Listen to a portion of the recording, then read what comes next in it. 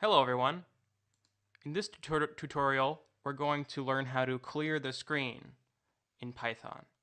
So first, we're going to type out import OS, press enter, clear equals lambda semicolon, colon, OS dot system in parentheses, single quotes, CLS, close parentheses, press enter. And when we use clear every time now, it'll clear the screen. Now, if you're wondering where I got this from, I just looked on the net for clearing the screen in Python. It's pretty simple, and that is all for this tutorial.